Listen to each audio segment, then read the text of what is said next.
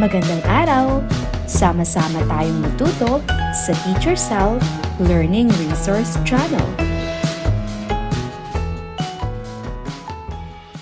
Grade 5, Second Periodical Examination Reviewer, in GMRC 5. Ano ang pinakamainam na paraan upang ipakita ang pasasalamat sa mga magulang?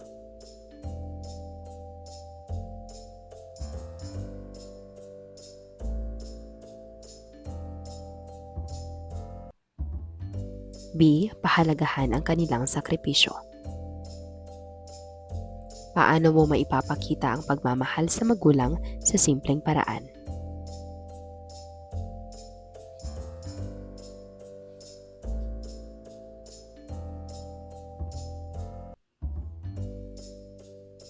A. Tumulong sa gawaing bahay. Paano na ipakikita ang paggalang sa bawat kasapi ng pamilya?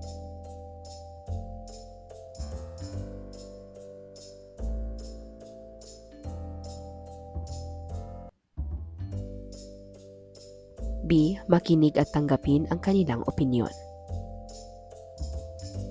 Ano ang magandang halimbawa ng pagpapatibay ng pananampalataya sa loob ng pamilya?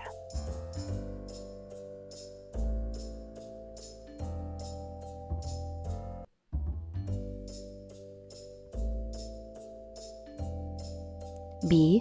Sama-samang pagdalo sa gawaing panrelihiyon. Bakit mahalaga ang pasasalamat sa Diyos sa mga biyayang natatanggap?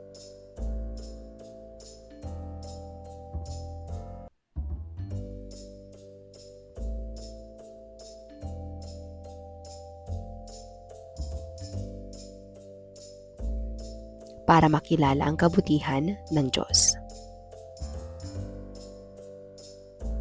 Ano ang kahulugan ng pagiging may pananagutan?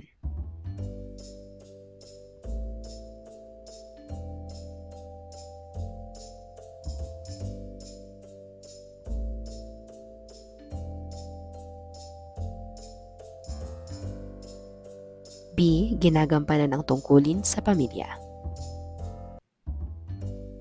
Alin ang halimbawa ng pagiging maayos sa tahanan?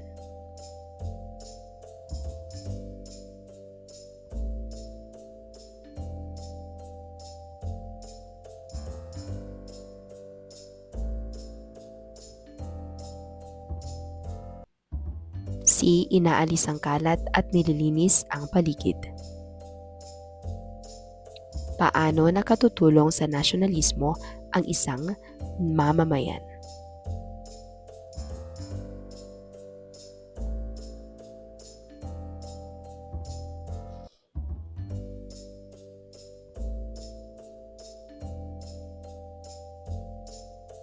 B. Pumili ng produktong gawa sa bansa. Ano ang ibig sabihin ng pagsuporta sa produktong lokal?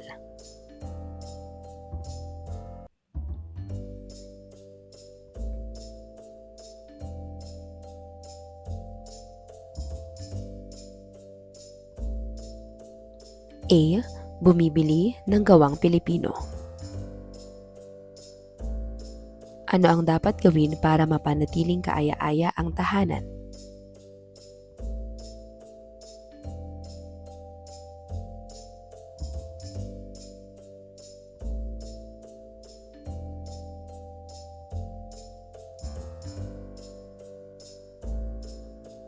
B. Linisin at ayusin ang paligid. Ano ang simpleng tanda ng paggalang?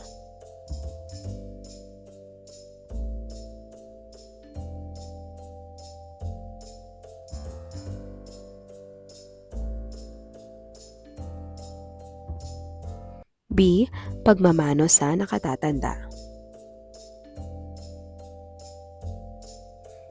Ano ang tunay na kahulugan ng pananampalataya?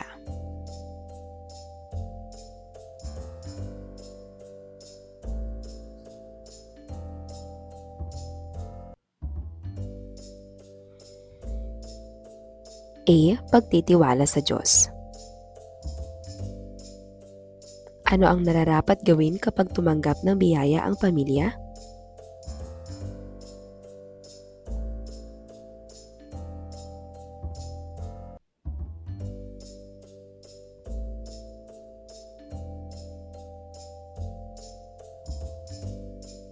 B. Magpasalamat ng buong puso. Ano ang tungkulin ng anak sa pamilya?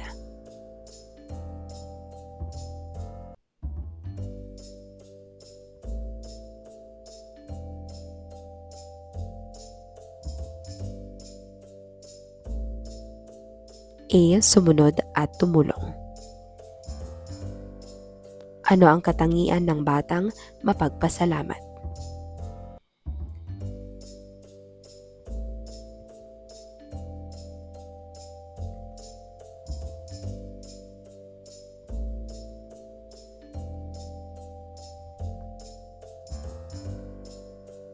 C.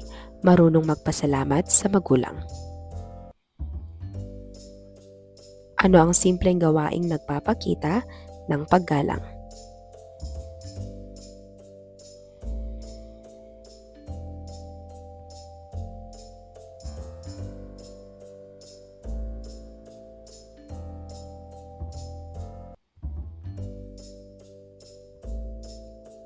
A. Pagtulong sa gawaing bahay. Ano ang simpleng gawaing nagpapakita ng paggalang?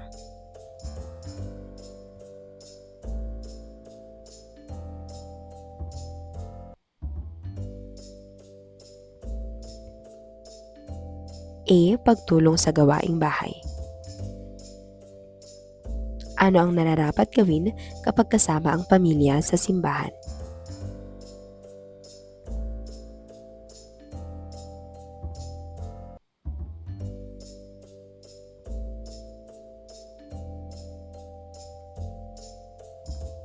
Ang sagot ay B.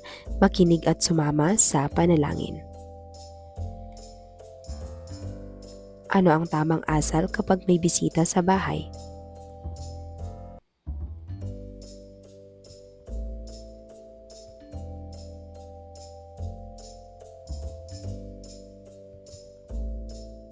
B. Batiin at paupuin ng maayos. Paano ipinapakita ang pananagutan sa sariling gawain?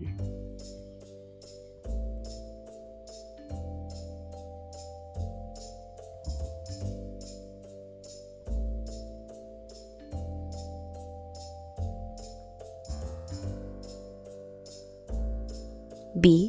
Tapusin ang inaatang na tungkulin.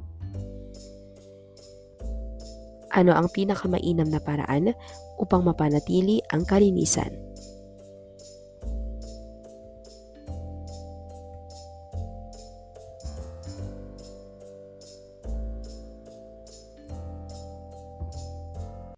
Ang sagot ay A. Itapon ng basura sa tamang lalagyan. Ano ang halimbawa ng pagmamahal sa bayan?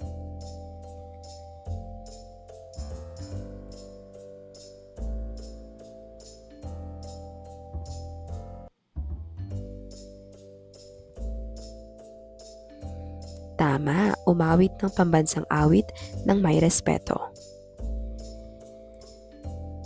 Ano ang tamang asal kapag may handaan sa bahay?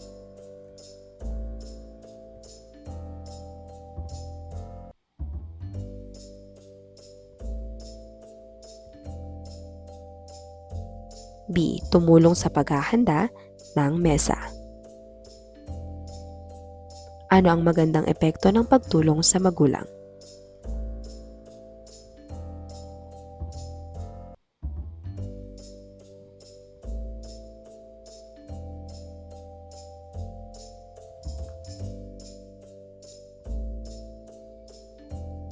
A. Nagiging masaya ang pamilya.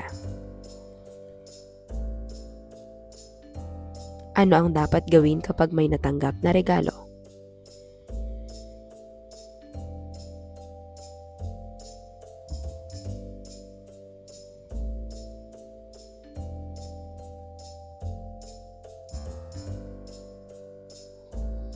B. Mapagpasalamat ng magalang.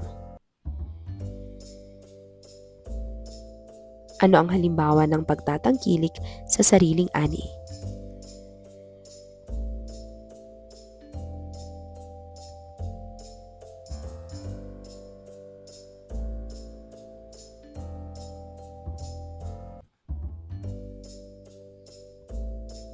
A. Bumili ng lokal na prutas. Ano ang dapat gawin kapag nagkamali?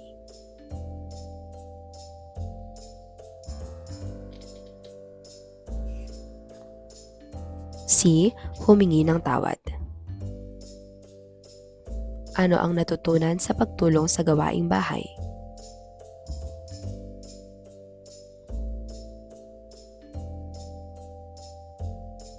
B. Pananagutan.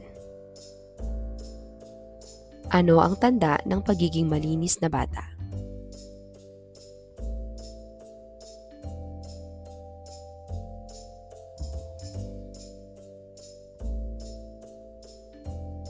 B. Maayos ang sarili at paligid. Ano ang dapat gawin sa perang bigay ng magulang?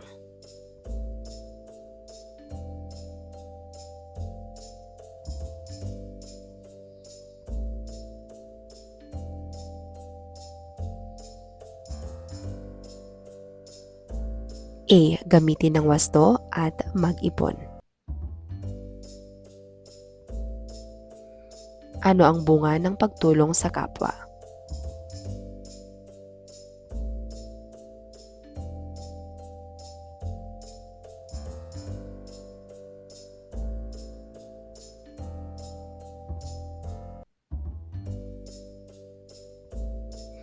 B. Nagiging mas masaya at nagkakaisa ang lahat. Bakit mahalaga ang pagiging magalang sa pamilya?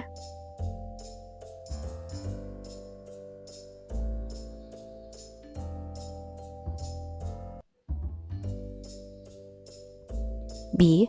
Para tumatag ang samahan. Ano ang epekto ng pagtutulungan sa bahay?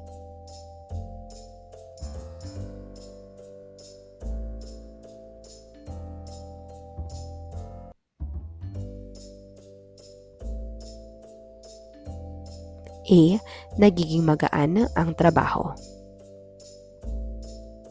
Paano maipapakita ang respeto sa guro?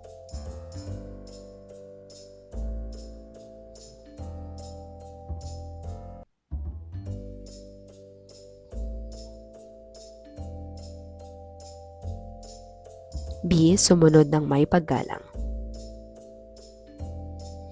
Ano ang dapat gawin kapag nahulog ang gamit ng kapatid?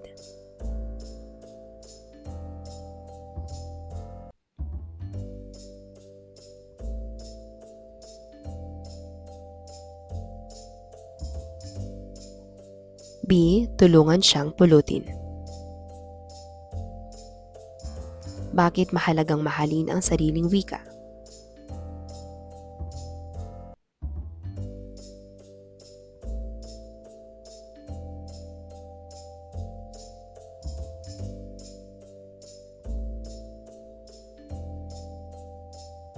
A. Dahil tanda ito ng pagmamahal sa bayan. Paano mapapanatili ang kalinisan sa paaralan?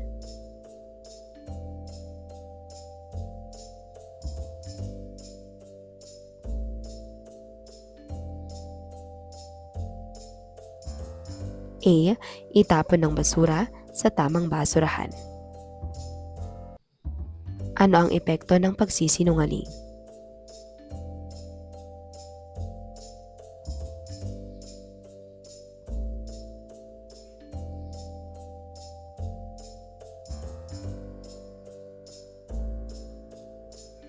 B. Nawawala ang tiwala ng tao. Ano ang nararapat gawin kapag may matandang hirap tumawid?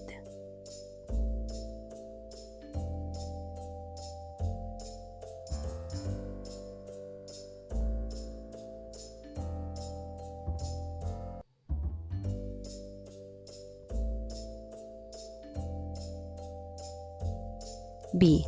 Tumawag ng nakatatanda para tumulong. Ano ang magandang dulot ng pagbili ng produktong Pilipino?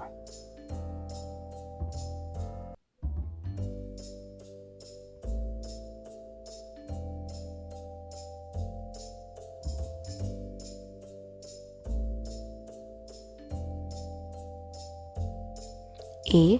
Nakatutulong sa lokal na negosyo.